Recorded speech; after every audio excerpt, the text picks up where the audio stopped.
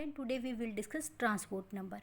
एक इलेक्ट्रोलाइट को जब आप वाटर में डिजोल्व करते हैं तो आयंस बनते हैं, फिर हम उसमें इलेक्ट्रोड डालते हैं और करंट पास करते हैं तो आयंस अपने रिस्पेक्टिव इलेक्ट्रोड की तरफ मूव करना स्टार्ट कर देते हैं। इलेक्ट्रिक करंट किसकी वजह से होता है? आयंस के मोशन की वजह से। तो each ion carries a definite fraction of total current depending upon its speed. कि आयन की जितनी ज़्यादा स्पीड होगी वो उतना ही ज़्यादा फ्रैक्शन ऑफ करंट को कैरी करके चलेगा। तो ट्रांसपोर्ट नंबर क्या होता है? Fraction of total current carried by N ion is called as transport number और ट्रांसफरेंस नंबर और हीटरोप नंबर। यानी कि एक पर्टिकुलर आयन टोटल करंट का कितना हिस्सा कैरी करता है वो होता है ट्रांसपोर्ट नंबर। तो आयन की जितनी ज़्यादा स्पीड होगी वो उतना ज़्यादा करंट कैरी करेगा, और जितना ज़्यादा करंट कैरी करेगा इसका मतलब उसका ट्रांसपोर्ट नंबर उतना ही ज़्यादा होगा, क्योंकि ट्रांसपोर्ट नंबर क्या है? Fraction of total current carried by N ion. यानी कि किसी भी आयन की स्पीड ज़्यादा है तो उसने ज़्यादा करंट कैरी किया तो उसका ट्रांसपोर्ट नंबर ऑटोमेटिकली ज़्यादा हो गया। अब यू ए क्या है? Speed of an ion. A क्या है? Anion. और यू सी क्या है? Speed of cation. सी क्या है? कैटायन। तो current carried by an ion क्या हो जाएगा? Directly proportional to the speed of an ion. और वो किसके इक्वल होगा? के यू ए। के क्या है? प्रोपोर्शनलिटी कांस्टेंट है। In the same way current carried by an ion क्या हो जाएगा? Directly proportional to the speed of cation. और वो किसके इक्वल होगा? के यू सी। के अगेन प्रोपोर्शनलिटी कांस्टेंट है। और टोटल करंट क्या होता है? Sum of the two. यानी कि sum of the current carried by an ion plus current carried by cation. और वो किसके इक्वल होगा? K U A plus K U C. ये यहाँ से के कॉमन ले लेंगे।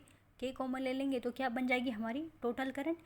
के into U A plus U C. अब हम करेंगे transport number of an ion. Transport number of an ion के लिए हम क्या करते हैं? Fraction of total current. यानी कि एन आयन ने कितना करंट कैरी किया वो हमें पता है, के यू ए, यानी कि K into speed of N ion upon total current. Total current क्या है हमारा? K U A plus U C. तो हमारी इक्वेशन क्या बन जाएगी? ये वाली, K U A upon K U A plus U C. अब के से क्या क्या हो जाएगा? कैंसिल। तो transport number of N ion आपका क्या आ जाएगा? U A upon U A plus C. यानी कि transport number of an ion किसके इक्वल होगा? Speed of an ion divided by speed of an ion plus speed of cation. In the same way cation का transport number कैसे निकालेंगे? उसको हम N C से रिप्रेजेंट करेंगे। तो उसमें क्या होगा? Speed of cation divided by speed of anion plus speed of cation. तो कैटायन के ट्रांसपोर्ट नंबर में कैटायन की स्पीड होगी, एनायन के ट्रांसपोर्ट नंबर में एनायन की स्पीड होगी, और दोनों की स्पीड का सम इन डिनोमिनेटर। अब हम करेंगे इंपॉर्टेंट रिलेशन।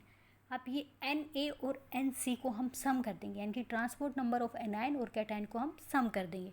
तो एन ए का हमारा फॉर्मूला क्या था? U A divided by you A plus C. In the same way N C का हमारा फॉर्मूला क्या था? U C divided by you A plus U C. अब क्या देखो, इनका एलसीएम सेम है तो ये दोनों ऐड हो जाएंगे और क्या बन जाएगा? U A plus U C upon U A plus U C. यानी कि ये 1 हो गया। यानी कि sum of the transport number of cation plus anion is equal to 1। Unity के इक्वल होगा हमेशा, कि sum of transport number of anion and cation of an electrolyte is always unity. कोई भी करंट दूसरे फंक्शन के थ्रू लॉस्ट नहीं होगा, सारा का सारा करंट मतलब 100% होगा, और वो कुछ परसेंट एनायन ने कैरी किया होगा, कुछ परसेंट कैटायन ने कैरी किया होगा, और उन दोनों का सम क्या होगा? 1 के इक्वल होगा। अब देखिए एक टर्म लेके चलते हैं हम आर। आर क्या है? Speed of cation, ratio of speed of cation to speed of anion. यानी कि स्पीड कैटायन की एनायन से डिवाइड कर देंगे, जो रेशियो निकलता है उसको हम बोलेंगे आर। आप ट्रांसपोर्ट नंबर ऑफ कैटायन और एनायन को हम आर की फॉर्म में कैलकुलेट करेंगे। तो ये है ट्रांसपोर्ट नंबर ऑफ एनायन, किसके इक्वल होता है? यू ए है बेटा, यहाँ पे ये सी गलती से लिखा गया है, तो क्या होगा? U A upon U A plus U C. अब हम इसको यू ए से डिवाइड कर देंगे दोनों को, इसको भी, तो हमारा क्या होगा? यू ए अपॉन यू ए। तो ये क्या आ जाएगा यहाँ पे? 1। नीचे हमारा क्या है? U A plus U C, U A plus U C. तो हमने यू ए से डिवाइड किया है तो यहाँ पे हम यू ए कर देंगे, यहाँ पे भी हम यू ए कर देंगे, तो ये फिर क्या हो जाएगा 1, तो ये आ गया 1। और ये यू ए प्लस यू सी हमने क्या माना है आर, तो यहाँ पे हम पुट कर देंगे आर। तो transport number of an ion क्या आ जाएगा 1/1 प्लस आर। ठीक है। In the same way transport number cation का एन सी क्या होता है speed of cation upon speed of cation plus speed of anion. ये क्या होता है ट्रांसपोर्ट नंबर ऑफ कैटायन। अब इसको भी हम यू ए से डिवाइड कर देंगे, तो you c by you A क्या है आर, तो यहाँ पे क्या आ जाएगा आर ऊपर। फिर नीचे क्या है आपका U A plus U C, U A plus U C. अब हम क्या है कर रहे हैं यू ए से डिवाइड, तो इसको यू ए से डिवाइड करेंगे तो ये क्या आ जाएगा 1, तो ये 1। ठीक है।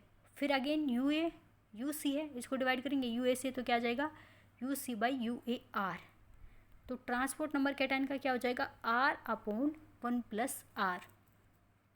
आर क्या है ratio of speed of cation to anion, यानी कि एनायन का क्या होगा ट्रांसपोर्ट नंबर कैसे निकालेंगे, दो फॉर्मूला हो जाएंगे speed of anion divided by sum of speed of anion plus cation, और 1/1 प्लस आर। आर क्या है ratio of speed of cation to anion.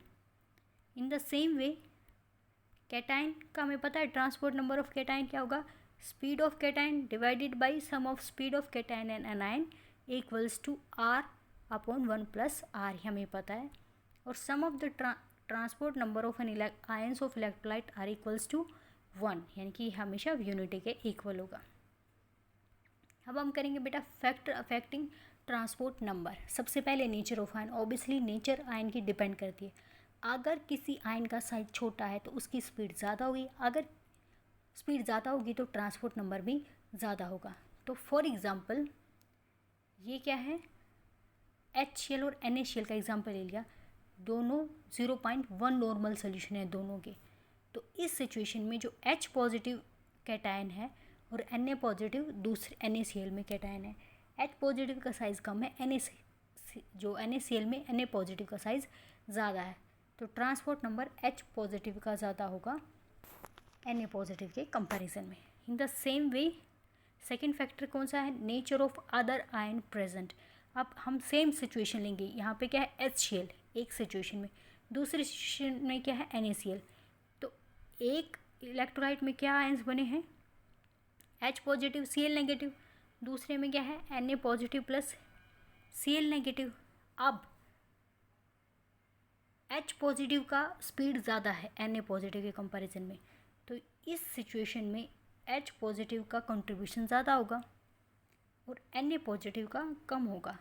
तो अगर आप same amount of electricity pass करोगे तो same equivalent of field deposit होता है इलेक्ट्रोड पे, आप फैराडे लॉ ऑफ इलेक्ट्रिसिटी से पढ़ चुके हैं।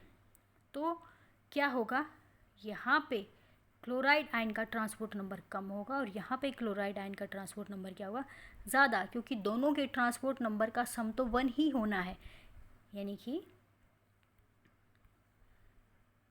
सम of transport number of H positive plus sum of transport number of Cl negative should be equal to 1.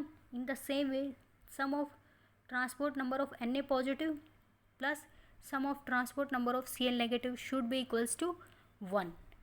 अब यहाँ पे ये ज़्यादा है इसके कंपैरिजन में। फॉर एग्जांपल NH पॉजिटिव क्या है 0.6 है मान लो, और ये क्या है 0.5 है, तो Cl नेगेटिव का यहाँ पे क्लोराइड के HCl के केस में क्या हो जाएगा 0.4, क्योंकि सम तो 1 के इक्वल होना है, और इस सिचुएशन में ये क्या हो जाएगा क्लोराइड का 0.5। तो डिपेंड करता है दूसरा आयन क्या है, उसकी वजह से भी ट्रांसपोर्ट नंबर अफेक्ट करता है। अब हाइड्रेशन ऑफ आयन, स्पीड हमने बताई साइज़ पे डिपेंड करता है, लेकिन साइज़ क्या है मान लो एक कोई छोटा साइज़ का आयन है लेकिन उसके चारों तरफ सॉल्वेंट मॉलिक्यूल ने अपने आप को सॉल्वेट कर लिया है, इसको हाइड्रेट कर दिया है, अरेंज कर लिया है, तो उससे क्या होगा उसका जो इफेक्टिव स्फीयर है वो बढ़ जाएगा, उसका इफेक्टिव साइज बढ़ जाएगा और स्पीड कम हो जाएगी। स्पीड कम होगी तो ट्रांसपोर्ट नंबर कम हो जाएगा। जैसे कि लिथियम, हमारा जो फर्स्ट ग्रुप है उसमें क्या है लिथियम, सोडियम और पोटेशियम देखा जाता है, तो डाउन द ग्रुप क्या होता है साइज़ बढ़ता जाता है, यानी कि लिथियम का साइज़ सबसे कम है, इसका ट्रांसपोर्ट नंबर सबसे ज़्यादा होना चाहिए। फिर सोडियम का होना चाहिए, फिर के पॉजिटिव का, यानी कि कम होना चाहिए transport number along the group. लेकिन होता रिवर्स है। उसका रीज़न क्या है कि Li पॉजिटिव हाइड्रेट हो जाता है बहुत ज़्यादा छोटे साइज होने की वजह से, और उसका इफेक्टिव साइज बढ़ जाता है, स्पीड कम हो जाती है। Na पॉजिटिव लिथियम से कम हाइड्रेट होता है, तो उसका साइज़, हाइड्रेटेड आयन का साइज़ लिथियम के कंपैरिजन में छोटा होता है, और के पॉजिटिव और भी कम हाइड्रेट होता है। तो साइज़ का, इफेक्टिव साइज़ का ऑर्डर देखेंगे ना, तो के पॉजिटिव का सबसे कम होगा, फिर Na पॉजिटिव का होगा साइज़, और फिर Li पॉजिटिव का। यानी कि Li पॉजिटिव का हाइड्रेशन की वजह से साइज़ बढ़ जाएगा, तो उसकी स्पीड भी बढ़ जाएगी, फिर उसका ट्रांसपोर्ट नंबर भी बढ़ जाएगा। अब हम करेंगे फोर्थ फैक्टर, कंसंट्रेशन। कंसंट्रेशन क्या है? ट्रांसपोर्ट नंबर कंसंट्रेशन चेंज करने से चेंज हो जाता है। कुछ केसेस में कम इफेक्ट पड़ता है, लेकिन कुछ केसेस में ज़्यादा इफेक्ट पड़ता है। कई बार क्या होता है, कॉम्प्लेक्स आयन बन जाता है। फॉर एग्जांपल हम किसकी बात करते हैं? कैडमियम आयोडाइड की, CdI2 की बात करते हैं। तो अब हमने क्या किया, कंसंट्रेशन को वेरी किया। पहले कंसंट्रेशन ली हमने 0.005, ये बहुत कम कंसंट्रेशन है। फिर कंसंट्रेशन बढ़ानी शुरू कर दी, और लास्ट कंसंट्रेशन हमने क्या ली, 0.025 मोल पर लीटर, यानी कि हम कंसंट्रेशन बढ़ाते चले गए, तो ट्रांसपोर्ट नंबर डिक्रीज़ होता चला गया। पहले क्या था, जब 0.005 मोलर था तो ट्रांसपोर्ट नंबर था 0.044, और जब आपने कंसंट्रेशन को बढ़ा दिया 0.025 मोल पर लीटर कर दिया, तो क्या हो गया, 0.003। और इससे ज़्यादा और ज़्यादा कंसंट्रेशन करेंगे, इस पर्टिकुलर वैल्यू से ज़्यादा कंसंट्रेशन बढ़ाएंगे, तो ट्रांसपोर्ट नंबर 0 हो जाता है कैडमियम का, और नेगेटिव भी हो सकता है। उसका रीज़न क्या है? क्योंकि ज़्यादा कंसंट्रेशन बढ़ने पे ये कॉम्प्लेक्स आयन बन जाता है, CdI4 2 नेगेटिव। अब हम करते हैं टेम्परेचर का इफेक्ट। टेम्परेचर क्या करता है, ट्रांसपोर्ट नंबर को 0.5 की तरफ ले जाने की कोशिश करता है। अगर किसी आयन का ट्रांसपोर्ट नंबर कम है, फॉर एग्जांपल 0.3 है, तो उसका बढ़ा देगा, 0.5 की तरफ ले आएगा। किसी का मान लो ट्रांसपोर्ट नंबर 0.6 है, पहले से ज़्यादा है, तो उसका कम कर देगा। तो टेम्परेचर का काम क्या है, 0.5 की तरफ लेके आने का।